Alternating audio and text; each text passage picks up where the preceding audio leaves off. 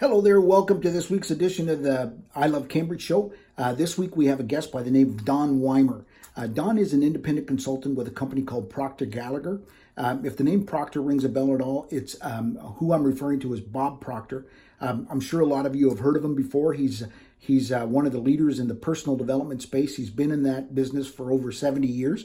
And anyway, Don shares with us some really neat ideas on goal setting, the law of attraction, and just the power of the mind. I think you're really going to enjoy the show, and here it is.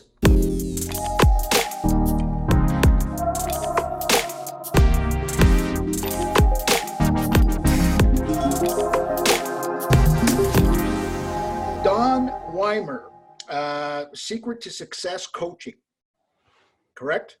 That's correct. Yeah. All right, perfect. And you're an independent consultant, but you are tied in with Proctor and Proctor Gallagher.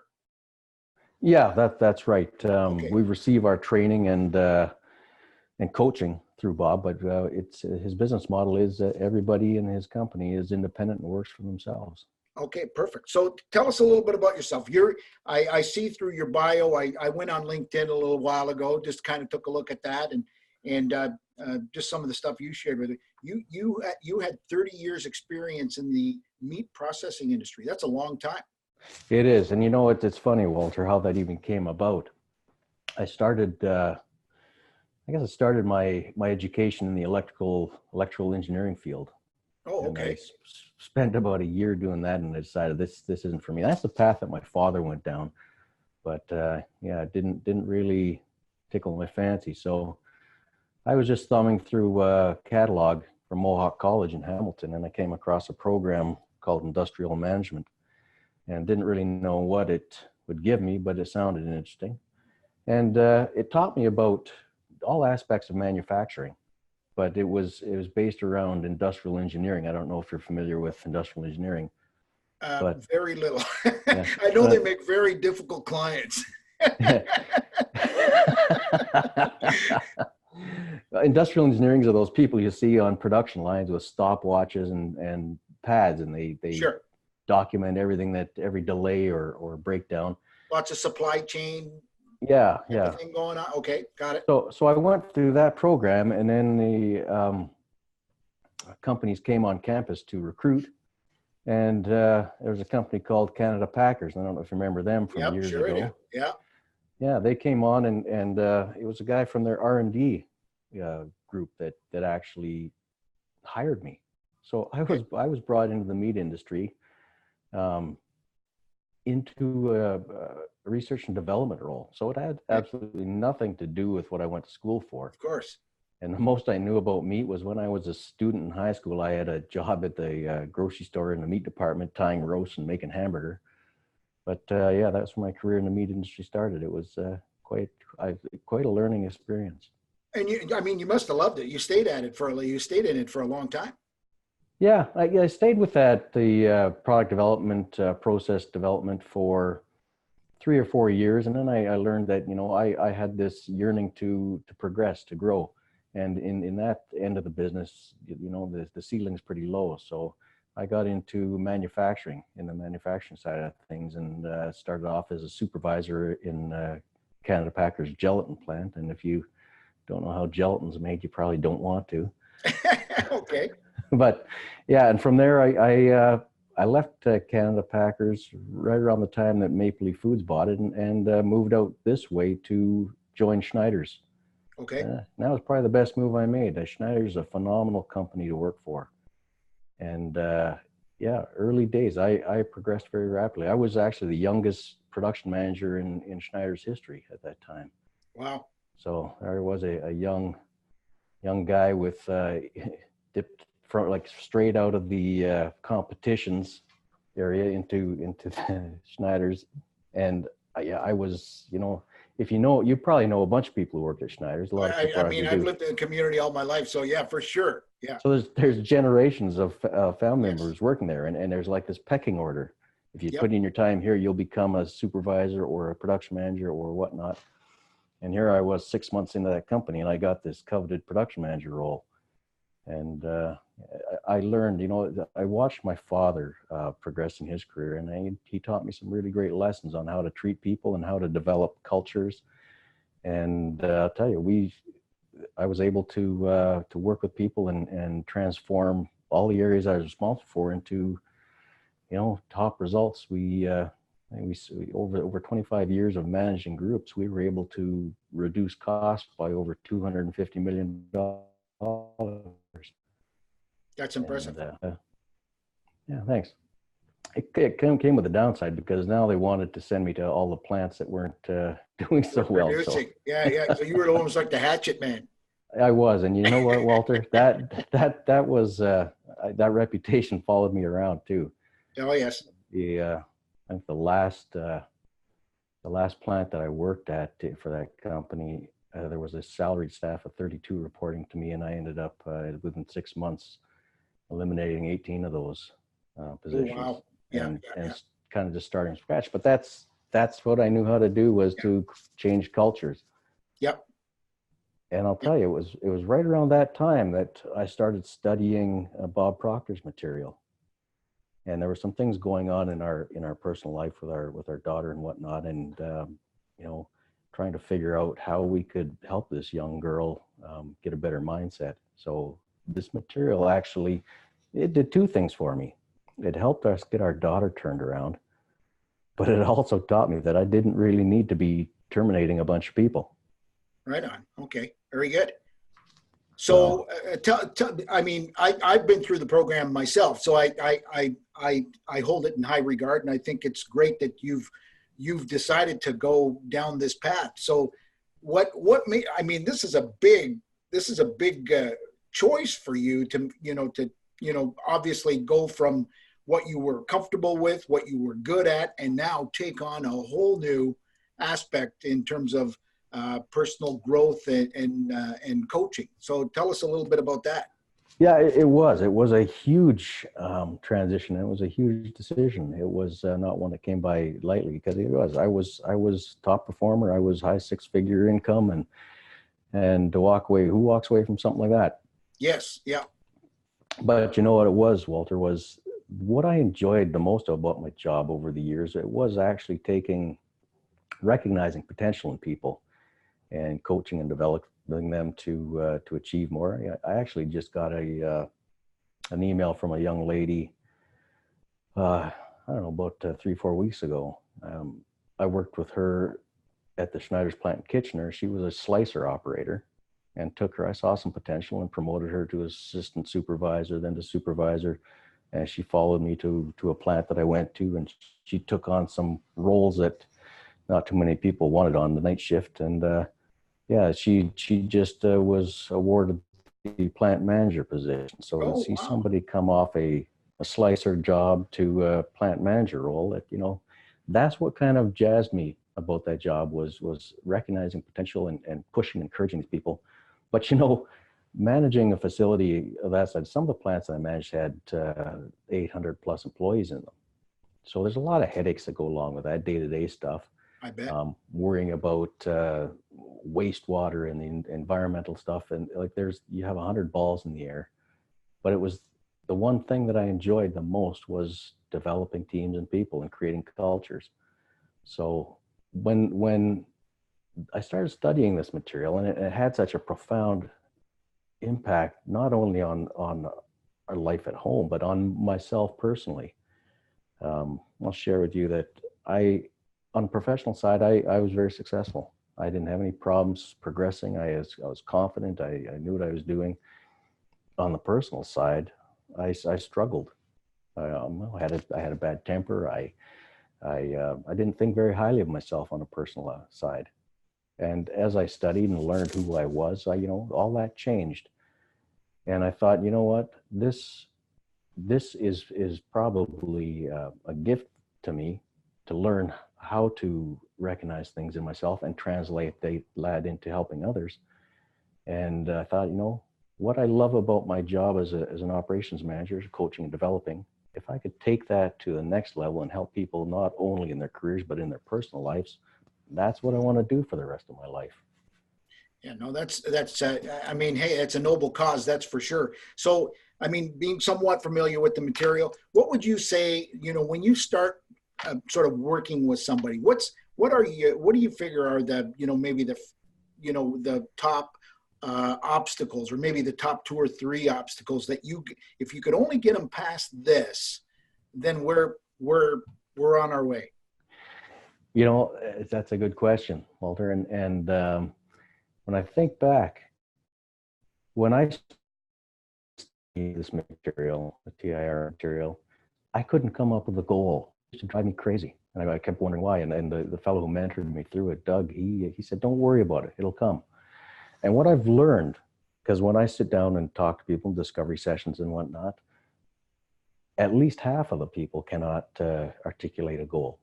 So what I've learned is the self-image that we carry around with ourselves quite often prevents us from thinking that we are worthy of thinking bigger than we currently are. So the top one has got to be self-image, and that self-image comes from things that went on around us when we were younger, right? Like I mentioned, I have a daughter. She's 19 now, but when she was 18 months old, she and I were sitting at the kitchen table having breakfast. She was in her high chair, playing with her Cheerios, and I was eating a piece of toast. And she wanted a piece of my toast, so I tore off the crust and I handed it to her. And right before my eyes, she put it to her mouth, and bang, she went into anaphylactic shock. Oh boy! We found out right there that she was allergic to peanut butter. Oh wow!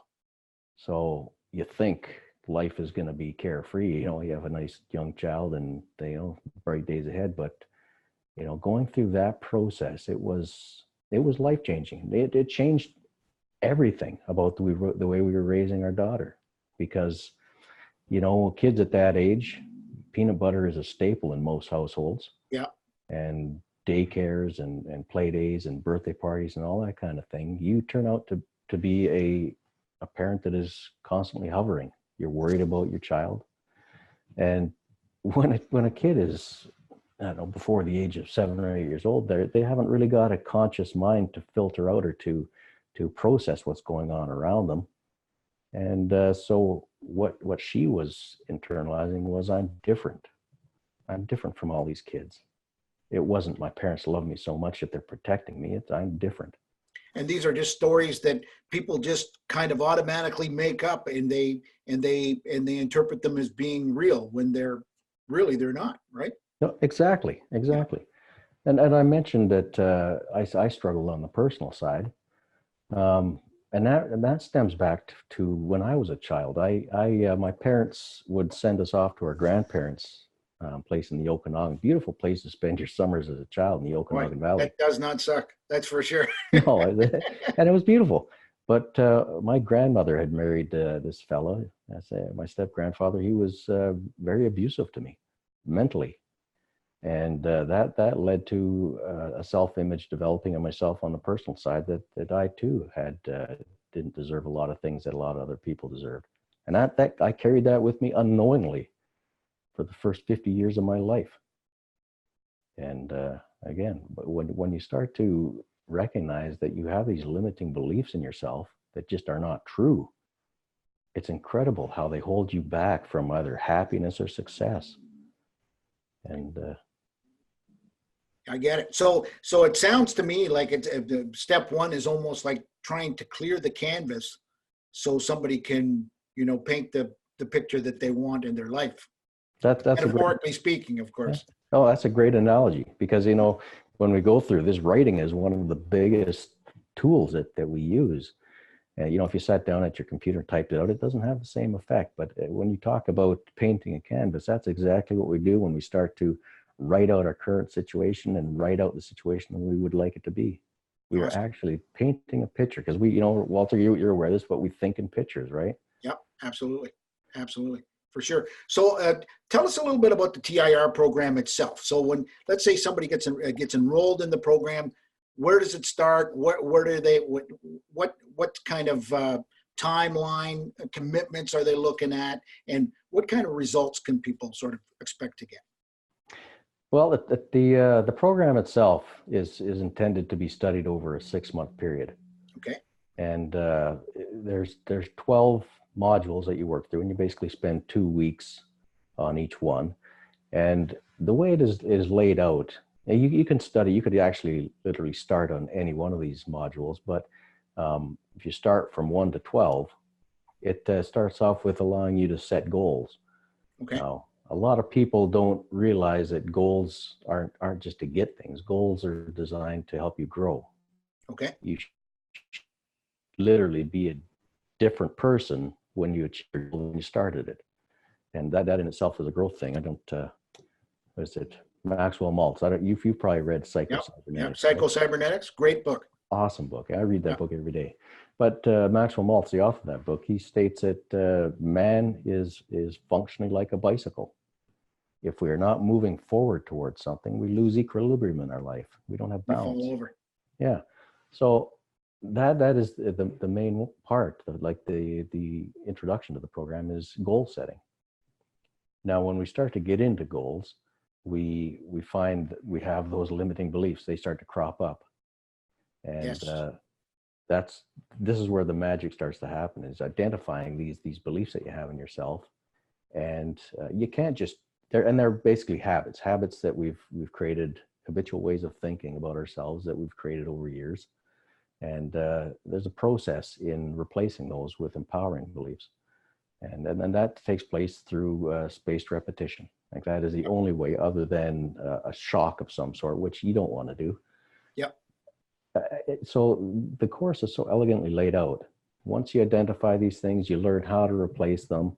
You learn about your higher mental faculties, which are just tools that we are not taught about in school.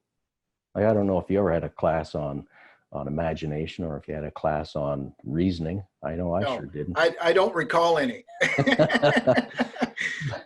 But if you look around your room, you look at the clothes on your back, every single thing that you see that isn't green or has leaves on it originated in somebody's imagination.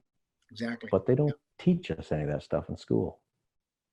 Yeah. So as you progress through the program, you learn about these, because when you're striving for a big worthy goal, you're going to have to draw on these higher faculties, your imagination. Then you got to hold things, you have to focus, and so you learn about these wonderful tools that you probably never ever really relied on in your life.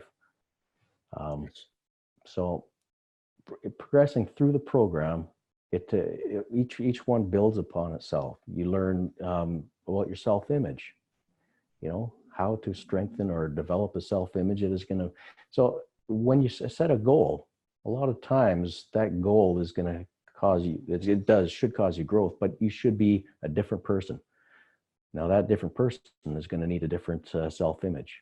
And I use an example: if you were earning $50,000 a year as a factory worker, let's say, but you had this desire to be a manager or a supervisor that earned $75,000 or $100,000 a year, that end goal, that person has a different self-image, right? Absolutely.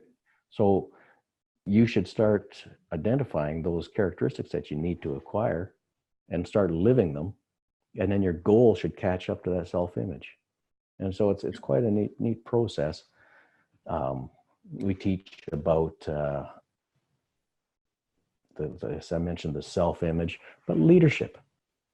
Leadership is a very key component. You need to learn how to lead yourself initially before you can lead others. And it's about holding yourself accountable, becoming aware of everything that you're wishing to do. Perfect. Now, let me ask you, I know when I went through the program, one of the things that I found very beneficial was the Mastermind group. So they put you together with a group of people that you can, mastermind with, share information with. And I found that very empowering. Can you tell us a little bit about that? Sure, and that's actually the last lesson in the program is masterminding, and the whole concept around that, Walter, is you magnify your mind, right?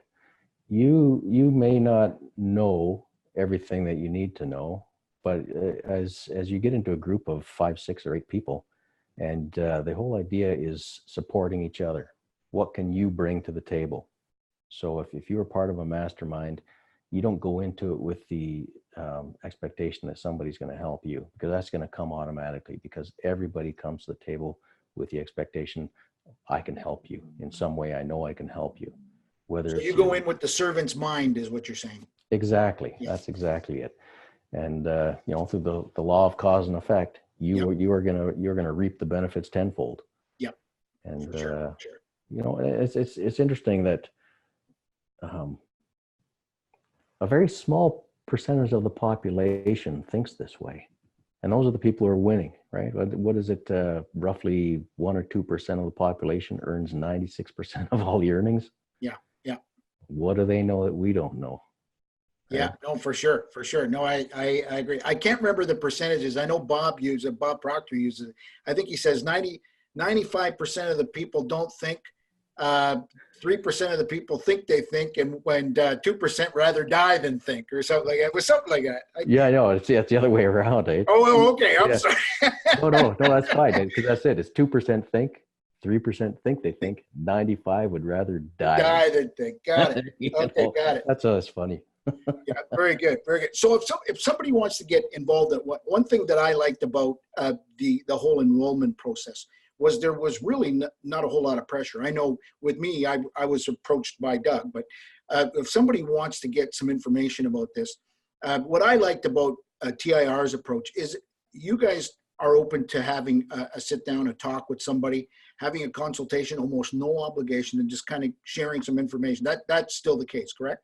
Exactly. And that's basically what is a discovery session, because you know what, this material going through it requires vulnerability, right? It requires a commitment, and earlier asked, and I don't think I got to it, but the time commitment is not huge.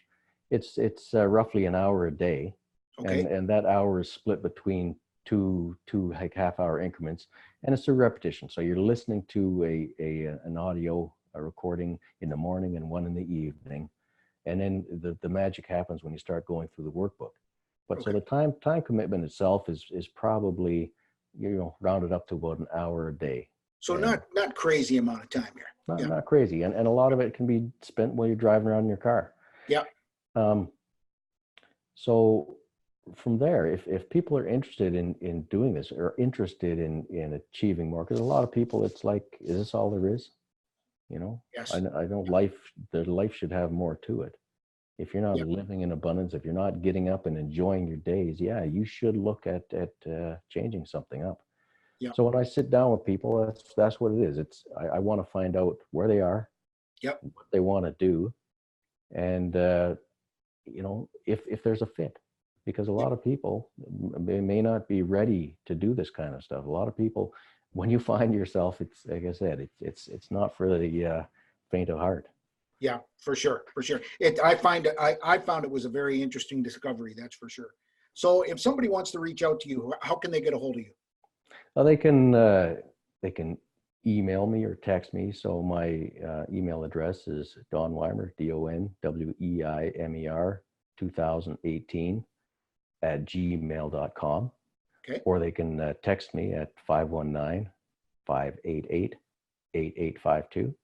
Okay. And I'd be happy to sit down with anybody who would like to learn more or find out if they really want to change their life, live the life they've dreamed about. Perfect. Very good. Now, obviously, the show is called I Love Cambridge. Yep. Okay. So you don't necessarily qualify. Well, you're in North Dumfries, so you do sort of qualify, right? So what do you love about Cambridge? You know what I love about Cambridge? And there are a lot of things. I love downtown Galt. Yep. Beautiful. Like it is beautiful. The architecture there is just wonderful. And the like there's music festivals down there. Yeah. I just love to roam around down there. It's a great environment. I've got a couple of motorcycles, and my daughter loves to go for rides with me, and 99% of the time we are cruising through Cambridge, and we stop and overlook the river, and it's peaceful. Stop at LA Frank's. But that Cambridge is quite a unique a city. You know, it's comprised of three separate villages, and each one of them unique in their own way, and each one of them has its own personality.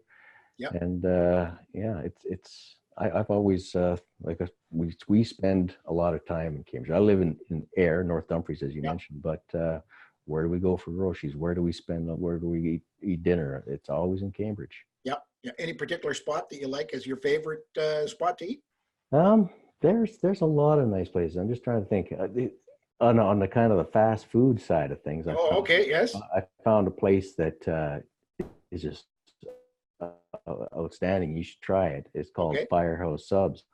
Give that a try. Those are phenomenal. They are. Those are very good. They awesome. are. Now, let me ask you, if you had a magic wand and you think you could change something about Cambridge, is there anything in particular that you would shoot at? I guess Preston. Preston has got some areas, is under deep construction right now. Yeah, that's right. And I think that area, could use a little bit of a facelift. At least coming down the Shantz Hill into that area. Yeah. You have a beautiful park there. Riverside. Yeah. But once you pass that, it's I think that it changes a little bit. Yeah. And I think they're in transition. I think Preston's coming around. I think they're going to be doing some work on that bridge, from my understanding. Mm-hmm. And there's obviously some revamping going on the King Street side. And let's hope that developers start taking to it, like some of them have taken into the downtown Galt Core. My wife and I were just around the other day, and we saw what they did to the old Wright House on the corner of Ainsley and Main. Mm-hmm. And it just looks beautiful. The work there is great. I think these things are all going to come about. And with time, I think it will definitely change for sure. No, because of that area, I use a dry cleaner down there in that area. Okay. And, there's a pub down there. Oh, is that the Fiddle and the Firkin? Fiddle and Firkin. Yeah. It's funny because when we met my parents there when my daughter was 10 days old. So I was teaching my daughter that she was in the Fiddle and Firkin pub at 10 days old. Well, good. You might as well get them used to it. Right on. Yeah, exactly. Now, just going off topic a little bit here. You're originally from out west, obviously. Yeah, I was. Because you mentioned the Okanagan earlier. Yeah, I was actually born in Calgary.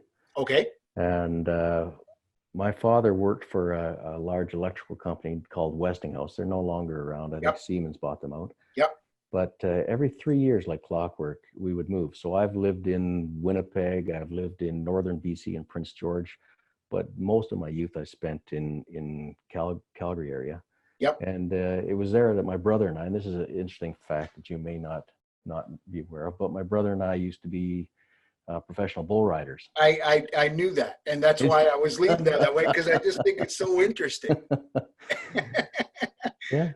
But you'd be surprised. Like, there is a lot of rodeos in Ontario. And that, when my brother and I moved out here when we were, 19, 20 years old, and we quickly got into the circuits out here. There's one in Ontario, there's one in the Maritimes, there's one in northern New York State and Pennsylvania. Yep. And it's funny. My daughter bought us tickets to go to the Paris Fair Rodeo this past August. How did they do? Good. It was a good show. Good. And was sitting there, and she said, "Have you ever been here before?" And I said, "Yeah, but the last time I was here, I was down there in the arena." Well, that's awesome. Yeah, I wanted to make sure we shared that, because I think you're our first rodeo guy. So I don't know, and you may well be the last, but I'm not sure. Anyway, well, that's great, Don. I think somebody that gets in contact with you first and foremost. I think the group that you're associated with are top shelf. Bob Proctor's been around for so long, and I think that coupled with your experience, and obviously the discipline of the type of work that you did, not to mention the discipline of riding a bull for that matter, I think you'd definitely, somebody would be very beneficial in hooking up with you guys for sure. Well, that's great. I appreciate it, Walter. And then that's it. My desire has been to help that's it has made such a difference in my life. My desire is to help others realize that they deserve more. Awesome. That's great. Well, thanks a lot for being a guest, Don. I greatly appreciate it. And we'll let you know as soon as it's live. I think it takes about a couple of weeks before it is, but as soon as it is, we'll let you know. And I'm sure people would love to hear your story. Walter, thank you very much for the opportunity. It's been a pleasure. Awesome. Thanks very much. Take care. Thank you.